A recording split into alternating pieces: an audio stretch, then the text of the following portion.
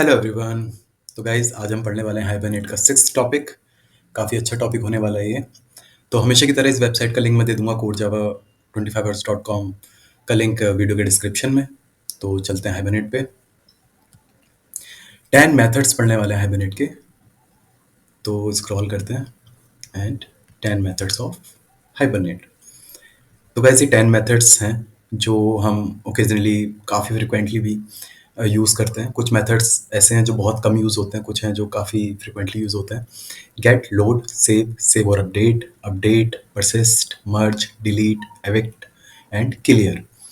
तो जैसे कि मैंने पहले भी कई बार बताया कि जो हम बेसिक स्ट्रक्चर है जिसमें हम कॉन्फ़िगरेशन फाइल सेटअप करते हैं, मैपिंग फाइल सेटअप करते हैं, क्लास सेटअप करते हैं एक्सएमएल वर्जन में, और एनोटेशन वर्जन में कैसे हम एनोटेटेड क्लास बना देते हैं, फिर कॉन्फ़िगरेशन जावा में बना देते हैं।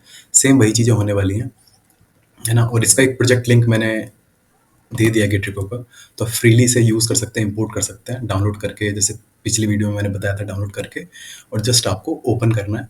और मैंने पिछली वीडियो में बताया भी था कि मैं ऑलरेडी ये सब सेटअप कर चुका हूँ जिससे टाइम बचे वीडियो में। तो ये इस तरह से क्लास बनाएंगे। एक्सएमएल की कॉन्फ़िगरेशन मैंने इसमें दे रखी है, मैपिंग फाइल दे रखी है, और फिर ये मेथड एक एक करके यूज़ करना मैंने उसमें सब लिख रखा है। और वो मेथड क्या क्या करता है उसके लिए वन लाइनर मैंने लिख भी दिया है, तो जिससे आपको पता चल जाए कि ये मेथड एक्चुअली कैसे वर्क कर रहा है और क्या कर रहा है ना। और अगर डिटेल डिस्क्रिप्शन चाहिए, शॉर्ट पैराग्राफ चाहिए हर मेथड का, तो वो भी मैंने लिख दिया है।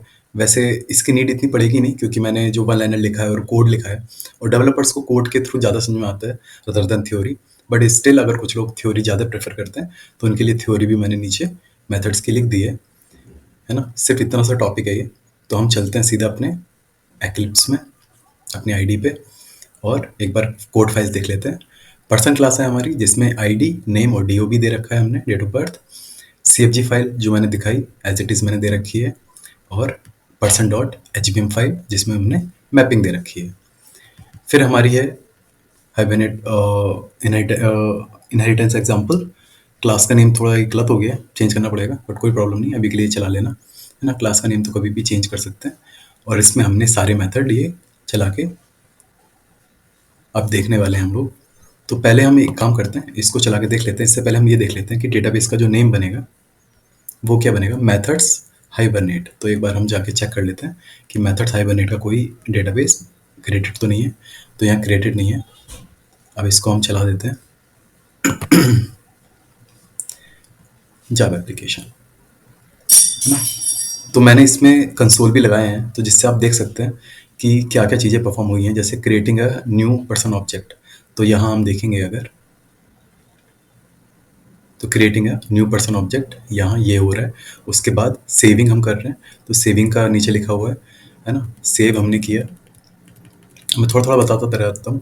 जैसे सेव मेथड है, ये क्या करता है कि ये आइडेंटिफायर रिटर्न करता है, जो आईडी है वो रिटर्न करता है। तो हमने आईडी रिटर्न कर दी और इसको प्रिंट भी करवा दी है। तो हमने नीचे लिखा भी है return ID from save method 1, है ना। तो ये यहाँ रिटर्न हो गई है। पर्सन आईडी भी हमने प्रिंट करवा दी है। उसके बाद हमने गेट मेथड किया है। गेट मेथड क्या करता है, डेटाबेस से फेच करता है आइडेंटिफायर के बेस पे, यानी आईडी के बेस पे वो रिकॉर्ड रिटर्न करता है। अगर नहीं मिलता है तो नल रिटर्न करता है। तो यहाँ हमने ये रिटर्न किया गेट करके पर्सन आईडी, जो हमने वो यहाँ 1 भी लिख सकते हैं हम, लेकिन जो पर्सन मैंने सेव किया है उसी की आईडी को मैंने ले लिया है, यानी गेट आईडी कर लिया है। उससे हमने फेच पर्सन कर लिया है। अगर ये डेटाबेस में नहीं मिलता है तो नल रिटर्न करेगा, नहीं तो वो fetch person from get ID करके यहाँ रिटर्न कर देगा। तो देखिए यहाँ इसने ये नेम रिटर्न कर दिया है। तो सेव मेथड हमने देख लिया है। अब आता है fetch proxy object. Proxy object कैसे वर्क करता है, देखिए। जब हम लोड मेथड कॉल करते हैं तो वो डेटाबेस को इमीडिएटली हिट नहीं करता है, वो जस्ट एक प्रॉक्सी ऑब्जेक्ट रिटर्न कर देता है। तो जो इसने ये रिटर्न किया होगा ये प्रॉक्सी ऑब्जेक्ट होगा। प्रॉक्सी ऑब्जेक्ट ये है कि डेटाबेस से एक्चुअल ऑब्जेक्ट अभी नहीं आया है, बट रदर जब हम कोई इसकी प्रॉपर्टी एक्सेस करेंगे तब वो फेच करेगा वो वैल्यू। तो जैसे हमने नेक्स्ट लाइन में जैसे ही गेट नेम किया है तब उसने उसको फेच किया है। अगर गेट और लोड में ये भी डिफरेंस है कि ये एक्सेप्शन थ्रो कर देता है अगर वो डेटाबेस में एग्जिस्ट नहीं करती है ना। वो ऑब्जेक्ट, वो रो अगर एग्जिस्ट नहीं करती है तो एक्सेप्शन थ्रो करेगा ये। गेट में क्या करता है, सीधा नल रिटर्न करता है ना। तो हमने इसके लिए भी ट्राई कैच लगा दिया कि अगर वो नहीं मिलता ऑब्जेक्ट तो वो एक्सेप्शन थ्रो कर दे। तो नीचे हमने लोड मेथड के थ्रू भी ये गेट कर लिया है। उसके बाद हमारा आता है परसिस्ट। सिमिलर टू सेव होता है, बट ये आइडेंटिफायर रिटर्न नहीं करता है, तो हमने परसिस्ट किया और आप देखेंगे कि इसका कोई रिटर्न नहीं है। अगर आप कंट्रोल के साथ परसिस्ट पे क्लिक भी करेंगे तो आप देख पाएंगे कि ये वॉइड है, तो यानी ये कुछ रिटर्न नहीं करता है। तो सिमिलर टू सेव भी वर्क करता है, बस आइडेंटिफायर रिटर्न नहीं करता है, और कोई ज़्यादा डिफरेंस नहीं है। फिर हमारा अपडेट मेथड आता है। अपडेट नेम से ही आपको पता चल गया वो क्या करता है, ये कि ये कोई डेटा अपडेट अगर हमें करना है डेटाबेस में, तो सिर्फ हम उस पर्सन ऑब्जेक्ट पे कुछ वैल्यू सेट कर देते हैं और अपडेट मेथड कॉल कर देते हैं। सेव और अपडेट क्या करता है, नेम से पता चल रहा है ये भी। अगर वो जो हम डेटा सेव करने वाले हैं, अगर वो ऑलरेडी एग्जिस्ट करता है तो उसकी वैल्यू को अपडेट कर देगा। अगर वो ऑलरेडी एग्जिस्ट नहीं करता है तो वो क्रिएट कर देगा। तो सेव और अपडेट बहुत अच्छा मेथड है। जब हमें नहीं पता कि वो एग्जिस्ट करता है या नहीं करता है, बट डेटाबेस में चाहिए, तो हमें सेव और अपडेट यूज़ करना चाहिए। नीचे चलते हैं मर्ज। मर्ज क्या करता है, copies the state of detached object into persistent context return से manage state of object. Actually ये क्या करता है कि देखिए यहाँ हमने एक ऑब्जेक्ट बनाया है, इसका नाम हमने डिटैच्ड पर्सन ही रखा है ऑब्जेक्ट का। मैंने इसमें एक आईडी सेट की है 1, है ना। अगर हम क्या करेंगे, इसको जब हम मर्ज करेंगे तो अब ये डिटैच्ड है ना, अभी ये डेटाबेस में एग्जिस्ट नहीं करता है।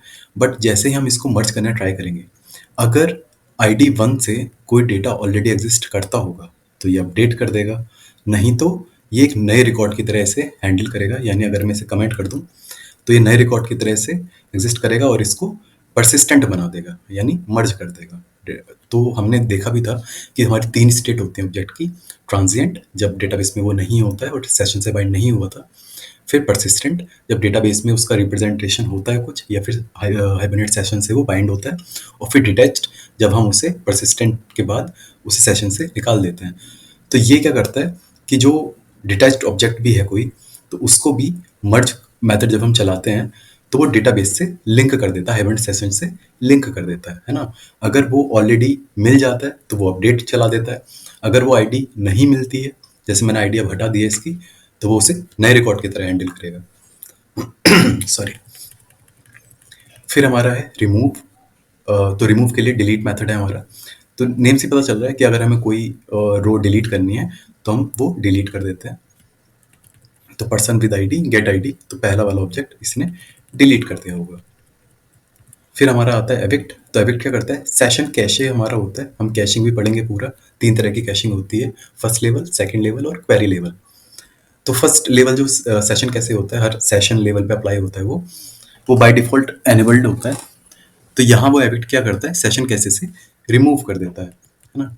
फिर हमारा आता है क्लियर। तो वो क्या करता है, सेशन का जितना भी कैशे है सबको हटा देता है, सब क्लियर कर देता है। एविक्ट और क्लियर में क्या डिफरेंस हुआ, एविक्ट पर्टिकुलर ऑब्जेक्ट को सेशन से रिमूव करता है, और क्लियर क्या करता है, सेशन का पूरा कैशे क्लियर कर देता है ना।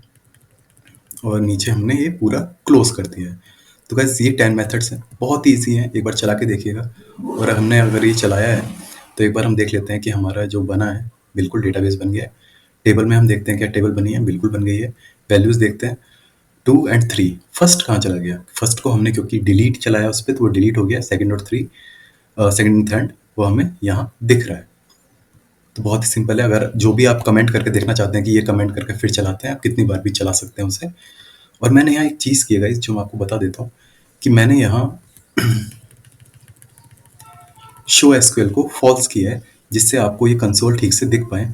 अगर मैं इसको ट्रू कर देता हूँ और फिर मैं चलाता हूँ,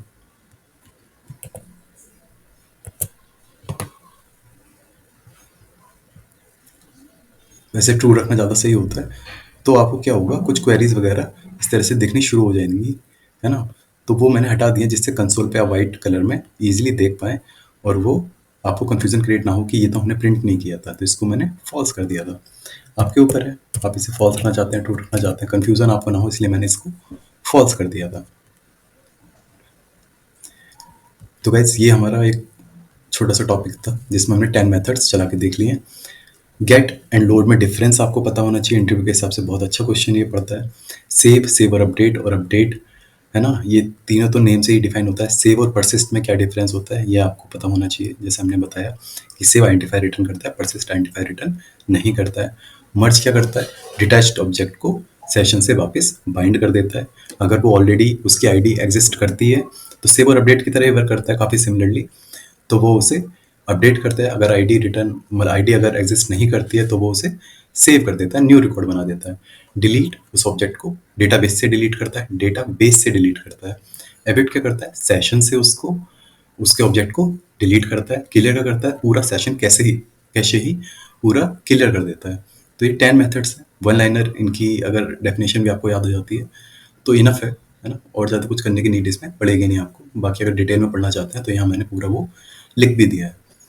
तो अगर कोई क्वेश्चन होता है गाइस किसी मेथड में तो प्लीज़ कमेंट कीजिएगा, मैं उसका आंसर फ़ौरन उसमें दे दूंगा, है ना। आप ट्राई कीजिए। और मैंने इसका अनोटेशन वर्जन नहीं अपलोड किया है। मैं चाहता हूँ कि आप अनोटेशन वर्जन अपलोड इसका करें, और उसका लिंक आप कमेंट में दिखा सकते हैं कि आपने कितना सक्सेसफुली ये अनोटेशन बना दिया है इसका। और कुछ ज़्यादा इसमें मेहनत पड़ेगी नहीं, और आपको ऑलरेडी पता है कि आपको क्या क्या करना होगा। आपको सिर्फ क्या करना होगा, इस CFG फाइल को हटा के आपको कॉन्फ़िगरेशन जावा क्लास में बनानी होगी। पर्सन को हटा के, person.html फाइल को हटा के जो हमारी पर्सन क्लास है उसको अनोटेशन देने होंगे सिर्फ, है ना। तो हमारा ये अनोटेशन वर्जन में कन्वर्ट हो जाएगा। ओके, दैट्स इट गाइस, मिलते हैं नेक्स्ट टॉपिक में। Thank you so much.